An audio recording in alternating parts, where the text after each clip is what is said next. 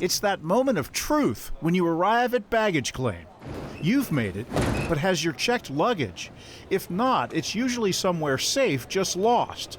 But not always. One very much like this was in my bag that fateful day. This is one of many pieces of diving equipment that Daniel McMath had to replace. 3,800, so enough to make it hurt, I'll say that much.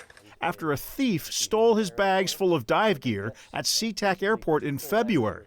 In all, McMath lost $10,000 of gear, which he stores in his Kitsap County garage. Port police quickly found video of the hooded thief.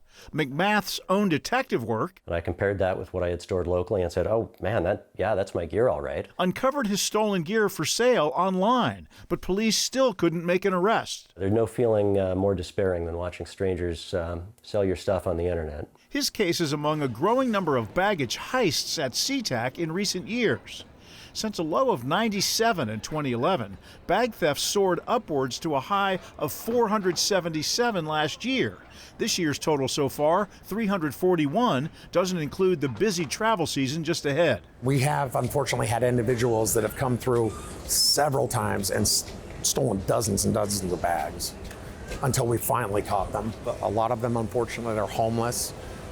There's a large population of them that are mentally ill. The King 5 investigators pored over hundreds of public records, photos, and videos to uncover the people behind these crimes. Last year, Port Police encountered this man at least 4 times in less than 24 hours. Officers found him sleeping next to this missing guitar, which he said wasn't his. He was seen 2 more times after that and was trespassed each time by Port Police. The guitar's owner wonders why officers didn't arrest him then. I'm surprised the man wasn't taken to jail. But he wasn't done. A few hours later, the man snatched this suitcase off Carousel 10. He can be seen in the distance in this video, checking a pair of stolen shoes for size to see if they fit. They apparently didn't, because here he walks shoeless by baggage Carousel 12. A bit later, this photo of him stealing another bag, and then he's seen walking through baggage claim, this time wearing a pricey pair of women's running shoes. Finally, officers arrested him rolling around in a wheelchair with another stolen bag, putting an end to his one-man crime spree in baggage claim. We have brazen thieves that will, steal from this carousel as we do this interview, and we've got people that will wait and try and wait for a bag to go around a few times. And we got you on video taking product from the turnstile at the airport. We found some cases are inside jobs. Police confronted this driver for a baggage delivery service after he was caught stealing on camera. He admitted to the crime after police saw the missing luggage on his porch. Those are stolen. I mean, you guys can come. All I know is this is all I have. That case was dismissed after the victim declined charges. But the driver was linked to another luggage theft case a year later, 2022. His employer, the UPS-owned company Roadie, says it fired him then. Then there's this case. A Port of Seattle employee was fired when he was caught on video walking off with a passenger's backpack.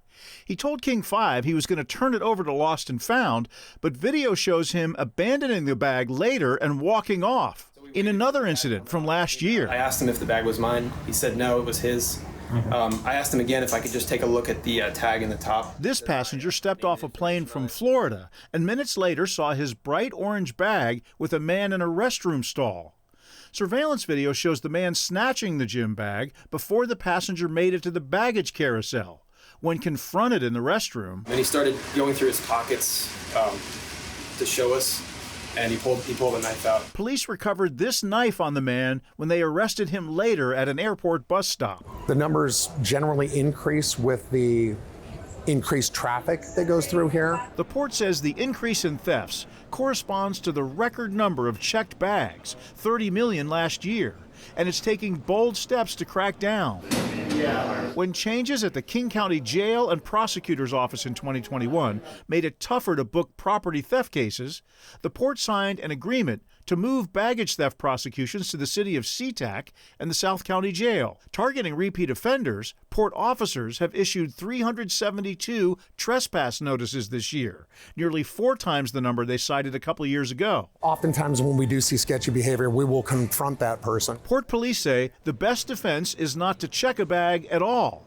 But if that's not possible, What is your recommendation to passengers to keep their baggage safe? First, I would try not to put any valuables in my bag. Anything that's precious to you, I would keep it in your carry-on. Trying to get to bag claim as soon as possible. As soon as you get off the flight, try and beat your bags to the carousel. Also, I'm a big fan of air tags. They've been super helpful, and we've actually recovered bags through the use of air tags. For Daniel McMath, lesson learned. I should have been way more aggressive about putting things in my carry-on and like using air tags in every checked bag. I should have been more concerned.